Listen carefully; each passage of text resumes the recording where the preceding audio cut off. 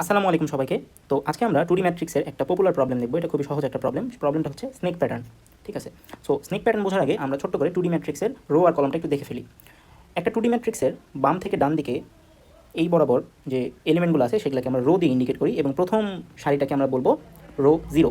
তাহলে সিমিলারলি এটাকে আমরা বলবো রো 1, এটা হচ্ছে রো 2 এবং ফাইনালি যেটা ফোর্থ রো সেটাকে আমরা বলবো রো 3। আমরা জিরো বেস ইন্ডেক্সের জন্য এই রো এর নেমিংটা করেছি এবং সিমিলারলি উপর থেকে নিচ পর্যন্ত যে এলিমেন্টগুলো আছে সেগুলোকে আমরা কলাম 0, কলাম 1, 2, 3 এটাকে বলবো। এটা হচ্ছে 2D অ্যারের একটা বেসিক কথাবার্তা। এখন স্নেক প্যাটার্নের জিনিসটা কি? স্নেক প্যাটার্ন হচ্ছে সাপ। এই যে এখানে আমি যে সাপের ছবিটা দিছি, এই সাপের ছবিটা যদি একটু দেখা যায় তাহলে সাপটা কীভাবে আসে? প্রথমে এইভাবে আসে, দেন এইভাবে গেছে, তারপরে এইভাবে আসে, দেন এইভাবে আসে, রাইট? সো আমাদের প্রবলেমটাতে এটাই বলেছে যে আমাদের এই এলিমেন্টগুলোকে এমনভাবে প্রিন্ট করতে হবে যেন আমার আউটপুটটা দেখতে কিছুটা এইরকম আসে। সো আমি শুরু করব 10 থেকে, তারপর 10 প্রিন্ট হওয়ার পরে আমার 20 প্রিন্ট হবে, তারপর 30 প্রিন্ট হবে, তারপরে 40, তারপরে আমি ডিরেক্ট 80 প্রিন্ট করব। আমি আর 50 প্রিন্ট করব না। সো আমার যেন জিনিসটা এইভাবে সাপের মতো করে স্নেক প্যাটার্ন একটা মেনটেন করে, লাইক দিস। ঠিক আছে? সো এইভাবে আমাকে প্রিন্ট করে দেখাতে হবে।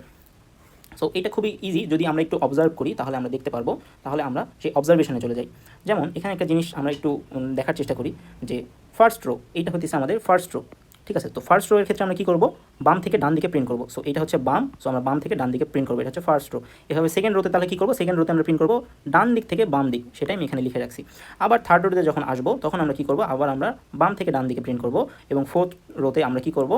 ডান থেকে বাম দিকে প্রিন্ট করবো। সো এইটা এখন তাহলে আমার আউটপুটটা কেমন আসা উচিত? আউটপুটটা তাহলে আমার এমন আসবে, রাইট? সো প্রথমে 1 আসবে, 1 2 3 4, 1 2 3 4 আসলো, তারপরে কি আসবে? তারপরে আসবে 8 7 6 5। সো এইবার এইভাবে আসছে 8 7 6 5। ঠিক আছে? এবং পরের বার এটা যেমন আছে তেমনই থাকবে, যেমন আছে তেমনই থাকবে এবং ফাইনালি 16 15 14 13, 16 15 14 13।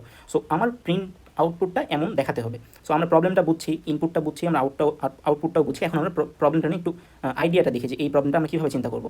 সো আমি যদি এই জায়গাতে একটু খেয়াল করি তাহলে এখানে আমরা ম্যাট্রিক্সটা আমরা সলভ করার ক্ষেত্রে রো বাই রো আমরা হচ্ছে লুপটা চালাবো।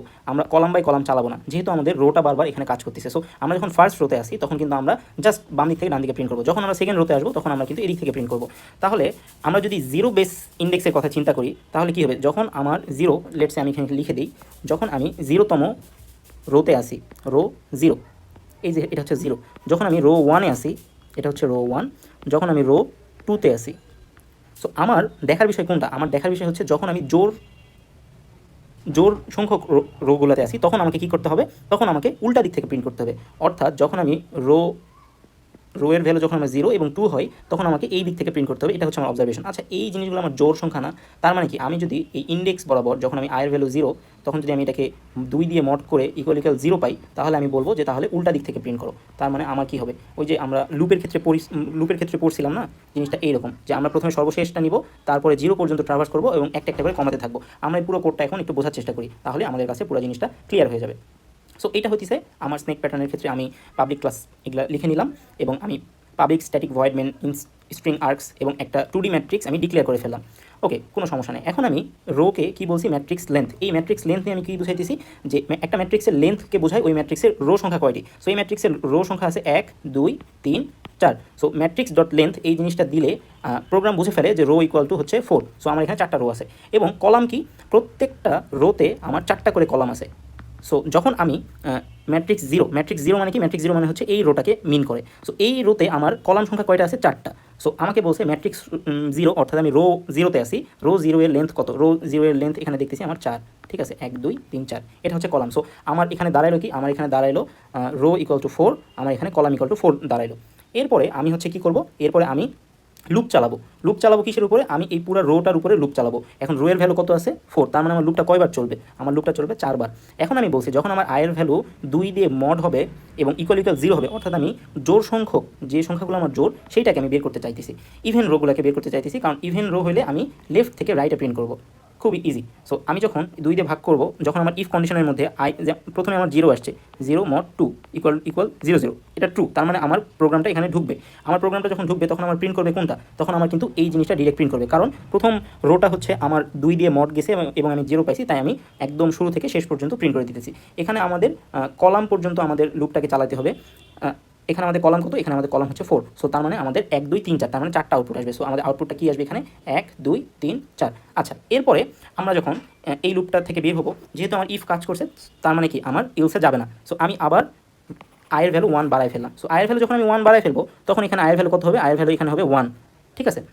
সো আয়ের ভ্যালু যখন এখানে 1 হবে তখন কি 1 মডুলাস 2 ইকুয়াল 0 হবে না, ইকুয়াল 0 হবে না, তখন হবে 1, বিকজ আমরা জানি মড করার ক্ষেত্রে যেটা ছোটো হয় সেটাই হচ্ছে আমার ভাগশেষে আসে। সো যখন আমার ইফটা কাজ করবে না তখন কি আমার পুরো ইফ ব্লকে আর ঢুকবে না, তখন আমার ডিরেক্ট কোডটা কোথায় চলে আসবে, ইলসে চলে আসবে। যখন আমি ইলসে চলে আসবো তখন আমি কি করব, এই যে আমার লুপটা শুরু হবে কই থেকে, আমরা আগেই দেখছি যে জিরো বেস ইন্ডেক্সে এটা হচ্ছে কলাম 3। তার মানে কি আমার কলামের ভ্যালু কত, কলামের ভ্যালু আছে 4।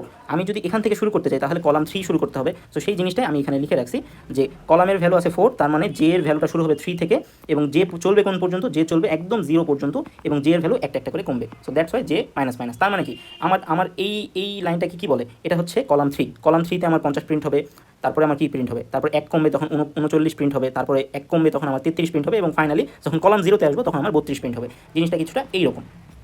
সো ফাইনালি আমরা হচ্ছে যে আউটপুটটা প্রিন্ট করে দিছি, এইটা হচ্ছে সেই আউটপুটটা।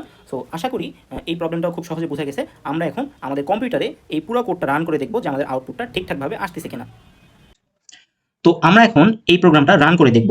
সো রান করতে যাই। সো আমি প্রোগ্রামটা রান করতে আসলাম। তো আমার আউটপুটটা কি আসলো, আমার আউটপুটটা একটা রো বরাবর আসছে, বাট তবুও আমরা এইটাকে একটু মিলাই দেখি যে আমাদের আসার কথা কীরকম। আমাদের আসার কথা এরকম না যে 1 2 3 4 তারপরে 8 7 6 5। এখানে দেখি তো 1 2 3 4 8 7 6 5, হ্যাঁ মিলছে। এরপরে আমাদের কি আসবে 9 10 11 12, হ্যাঁ এখানে দেখতে পাচ্ছি 9 10 11 12 এবং ফাইনালি কি আসছে, ফাইনালি আসা উচিত আমার 16 15 14 13, এখানে ফাইনালি 16 15 14 13। সো আমার আউটপুটটা আসছে। এখন আমি চাইতেছি এটাকে ম্যাট্রিক্স বরাবর প্রিন্ট করতে। সো তাহলে কি করতে হবে, জাস্ট আমাকে এখানে দুইটা system dot out dot print একটা ফাঁকা প্রিন্ট লাইন ইউজ করতে হবে, যেন হইতেছে যে প্রত্যেকবার লুপ যখন শেষ হবে একটা রো যখন প্রিন্ট হবে তখন যেন একটা নিউ লাইনে যে প্রিন্ট হয়। সো আমি এটাকে সেভ করলাম, দেন এটাকে আমি আরেকবার রান করি, একটু বড় করে নিই, দেন এটাকে আমি আরেকবার রান করে দেখি। সো রান করার পর আমার কাঙ্ক্ষিত আউটপুটটা চলে আসছে। সো আমি একবার বলি 1 2 3 4 1 2 3 4, দেন আমার 8 7 6 5 8 7 6 5, দেন হচ্ছে এই লাইনটা পুরোটা প্রিন্ট হবে যেহেতু এটা জোর কলাম, আমাদের এটা হচ্ছে জোর কলাম, সরি এটা হচ্ছে আমাদের জোর কলাম ছিল এবং এটা হচ্ছে আমাদের জোর আরেকটা কলাম ছিল।